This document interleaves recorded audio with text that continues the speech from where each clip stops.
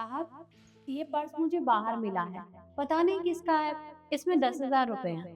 ठीक है, आप जाइए, अगर किसी का होगा तो मैं उसे दे दूँगा और आपसे पूछने आए तो अंदर भेज देना।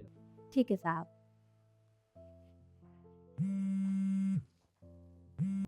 हेलो?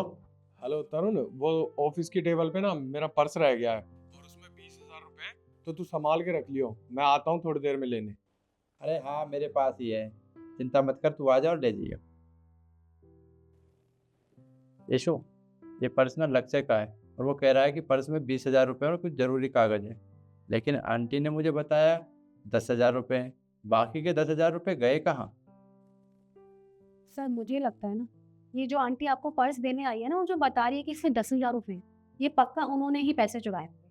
अरे नहीं, आंटी ऐसा काम नहीं कर सकती। वो हमारे ऑफिस में कई सालों से काम कर रही हैं। सर, पैसा देख के ना सबका ईमान डगमगा जाता है। और आपको इसने खुद ही तो बताया कि इन्होंने पर्स खोल के देखा है कि इसमें 10,000 रुपए हैं। तो सिंपल सी बात है कि बाकी के पैसों की चोरी इन्होंने ही की है। आप इन्हें बुलाइए और सीधा सीधा पैसे वापस लीजिए। पर मेरा मन नहीं मान रहा कि ये ऐसा कर सकते। सर, आप हर किसी पे ना इजीली भरोसा कर लेते हैं, लेकिन मुझे ना उन पे बिल्कुल भी भरोसा नहीं। अरे गरीब लोग होते हैं, जहाँ पैसा देखा नहीं वहाँ इनका ईमान डगमगा ही जाता है। सर, लक्ष्य हमारे ऑफिस का क्लाइंट है। अगर उन्हें पता चलेगा हमारे ऑफिस में ये सब कुछ होता है तो वो कोई डील नहीं करेंगे हमसे। तो प्लीज आप उन्हें बुलाइए और उन्हें बोलिए कि पैसे वापस करें। बुला कर लो। जिसका ये पर्स है उसका मेरे पास अभी फ़ोन आया है। वो कह रहा है कि मेरे पर्स को संभाल कर रखना, इसमें 20,000 रुपये हैं। लेकिन आपने बताया कि इसमें 10,000 रुपये हैं। बाकी के 10,000 रुपये कहाँ पर हैं? 20,000? साहब, आपके कहने का मतलब क्या है कि 10,000 रुपए मैंने निकाल लिए हैं? हाँ, तुमने ही निकाले हैं, क्योंकि तुमने ही हमें आके बताया कि इसमें 10,000 रुपए हैं। पर मैडम जी, मैंने पैसे नहीं निकाले।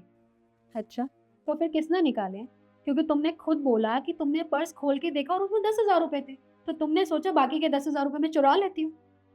साहब, ऐसा कुछ भी नहीं है। पर्स मैंने इस वजह से खोला था क्योंकि मुझे लगा कि इसमें कोई फ़ोन नंबर या कोई पता होगा, पर सारे कागज़ अंग्रेजी में है, मुझे समझ में नहीं आया। और मैंने पैसे गिनकर देखे तो 10,000 थे, इसलिए मैंने आपको लाकर दे दिया। पर मैंने पैसे नहीं निकाले। इतना अच्छा बनने की ना कोशिश मत करो।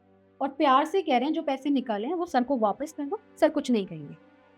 देखो मैडम जी, मैं झूठ नहीं बोल रही हूँ। मैं कसम खाती हूँ, मैंने पैसे चोरी नहीं किए। देखिए, पर्स आपको मिला है और आप बोल रहे हो कि इसमें 10,000 रुपये हैं। जिसका पर्स है उसने कहा है 20,000 रुपये हैं। अब 20,000 रुपये तो मुझे पूरे करने पड़ेंगे ना। अब ये पैसे आपकी सैलरी में से कटेंगे। नहीं नहीं साहब, देखिए आप ऐसा मत करिए। मैं सच बोल रही हूँ, मैंने पैसे नहीं निकाले। आप कुल 5,000 रुपये मुझे देंगे तो मैं अपने महीने का गुजारा कैसे करूँगी? इसी तनख्वाह से मेरा घर चलता है।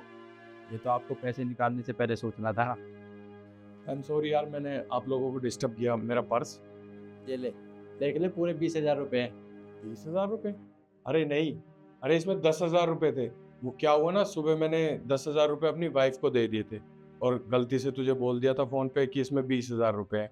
वैसे इसमें 20,000 रुपए पूरे कैसे हो गए? वो क्या है कि तेरा फ़ोन आया मेरे पास, तूने कहा कि 20,000 रुपये हैं। आंटी ने तो मुझे बताया था जब ये पर्स दिया था कि 10,000 रुपये हैं साहब इसमें।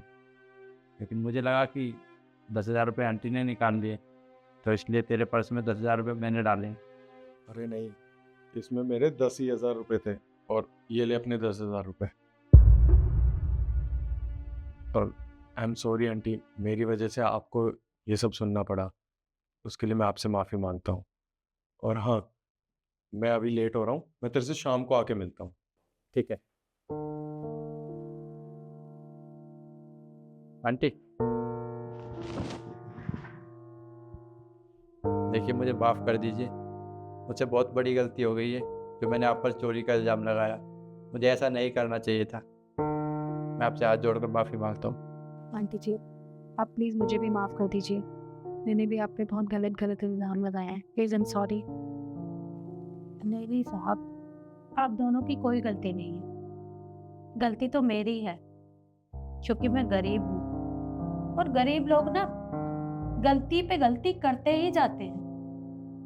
सबसे पहली गलती कि हम जैसे लोग बहुत गरीब हैं। मेरी दूसरी गलती कि मैं बहुत ईमानदार हूँ। मुझे लगता है कि जहाँ मैं काम करूँ पूरी ईमानदारी से करूँ। मुझे नहीं पता था कि मेरी ईमानदारी का मुझे ये इनाम मिलेगा। और आपको पता है, जब भी कभी कुछ भी होता है, कहीं चोरी होती है या कोई गलती हो जाती है, तो सारा इल्जाम गरीबों पर ही आता है, क्योंकि हर किसी को यही लगता है कि ये लोग गरीब हैं, इनका कोई ईमान नहीं है। लेकिन साहब, हम लोग गरीब जरूर हैं पर चोर नहीं है। आज तक मैंने कभी कोई चोरी नहीं की। आपके ऑफिस में काम जरूर करती हूँ पर पूरी ईमानदारी से करती हूँ। पर माफ कर दीजिएगा अगर आपको मेरी बात बुरी लगी हो। साहब, काम करना मेरी मजबूरी है, क्योंकि काम छोड़कर जाऊंगी तो मैं अपने बच्चों का पालन पोषण कैसे करूंगी।